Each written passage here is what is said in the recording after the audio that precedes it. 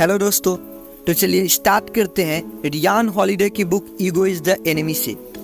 जब आप अपने अंदर के दुश्मन से जीत जाते हैं तो बाहर का दुश्मन आपका कुछ भी नुकसान नहीं कर सकता।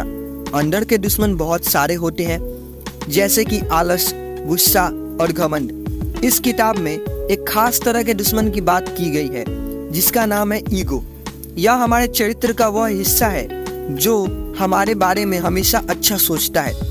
अपने बारे में अच्छा सोचना कोई गलत बात नहीं है, लेकिन जब आप अपनी कमियों को अनदेखा करके अपने गलत कामों को भी अच्छी नज़र से देखने लगते हैं तो यह नुकसानदायक हो सकता है। इस किताब में बताया गया है कि ईगो वास्तविकता में होता क्या है, किस तरह से हम इसे काबू कर सकते हैं, इसे काबू ना करने के क्या नुकसान हो सकते हैं।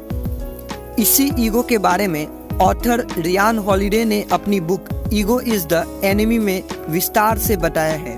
उनका मानना है कि हर किसी की जिंदगी में 3 फेजेस चलती है।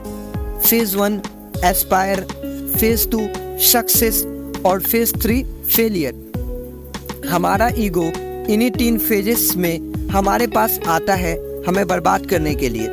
इस बुक में यही बताया गया है कि कैसे हमारा ego in 3 phases of life में हमारे पास आता है और कैसे हम इनसे बचकर अपनी लाइफ को अच्छे से चला सकते हैं।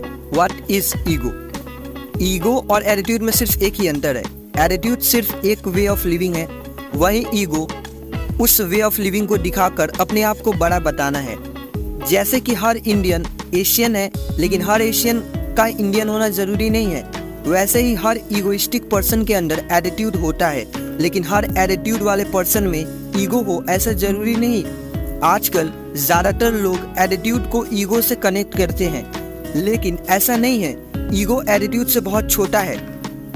वहीं ईगो बैड एटीट्यूड का पार्ट होता है। उदाहरण के लिए, जिसके पास गुड एटीट्यूड है वह यह बोलेगा मेरे अंदर कैपेबिलिटीज हैं जो मुझे सबसे सफल बनाएंगी।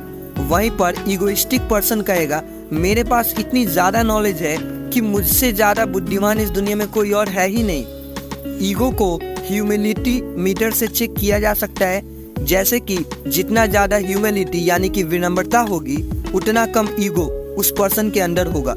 इसका मतलब ईगो ह्यूमिलिटी के इनडायरेक्टली प्रोपोर्शनल होता है। अब बात आती है कि हम अपनी ज़िंदगी के 3 फेज पर किस प्रकार के ईगो से मिलेंगे, उनको कैसे सही किया जा सकेगा। Phase 1 Aspire. कुछ काम करने से पहले ईगो हमें बर्बाद करने की कोशिश करता है। यह वह स्टेज होती है जब हम अपने गोल्स को सेट करते हैं, उसके लिए काम करने जा रहे होते हैं। आपने भी बहुत सारे ऐसे लोगों को देखा होगा जो हर साल की शुरुआत में न्यू ईयर रिजोल्यूशन करके कुछ स्टार्ट करते हैं, फिर कुछ ही दिनों में उसे बंद कर देते हैं। ऐसा इसलिए होता है क्योंकि वह उस काम की शुरुआत तो करते हैं, फिर पूरी दुनिया को बताते हैं देखो मैंने यह न्यू ईयर रिजोल्यूशन लिया है, मैं अपनी ज़िंदगी को बदल दूंगा। कई बार ऐसा कहा गया है कि अगर हम अपने गोल को दुनिया में बता देते हैं तब हमारे अंदर मोटिवेशन आता है, फिर हम उस काम को कंप्लीट करते हैं। लेकिन इसमें एक दिक्कत आती है, हम सिर्फ बात करते ही रह जाते हैं। अपने गोल को पाने के लिए कुछ भी काम नहीं करते।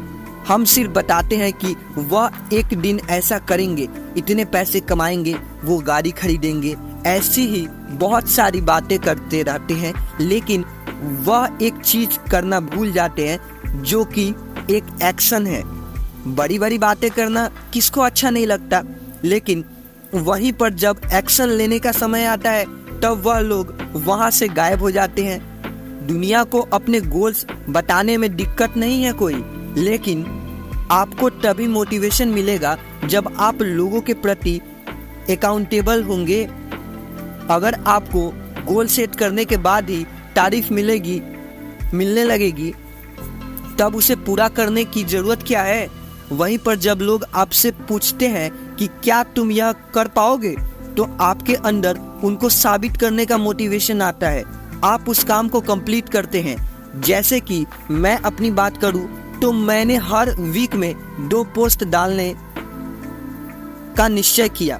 अपने इस गोल को मैंने सभी को बता दिया लोगों ने मुझे कहा कि अन्य कामों के साथ 2 अलग अलग कैटेगरी में वीडियोस बनाना मुश्किल होगा। वहाँ से मुझे मोटिवेशन मिली। मैं अपने उस गोल को अभी तक बखूबी पूरा करता आया हूँ। इसका कारण यह भी है कि मैं उस लोगों की उपेक्षा का सामना नहीं करना चाहता, इसलिए मेरा प्रयास व मोटिवेशन मुझे प्रेरित करते रहते हैं। अब आप कैसे इस फेज में आए हुए ईगो को खत्म कर सकते हैं? पहले आप अपने गोल्स को उनको बताएं जो आपका मजाक उड़ा सकते हैं, ताकि उनको एक और मौका मिल जाए आपका मजाक उड़ाने के लिए। मैं आपका बुरा नहीं चाहता हूँ, लेकिन अगर आपको मोटिवेशन चाहिए तो यह सबसे अच्छा तरीका होगा।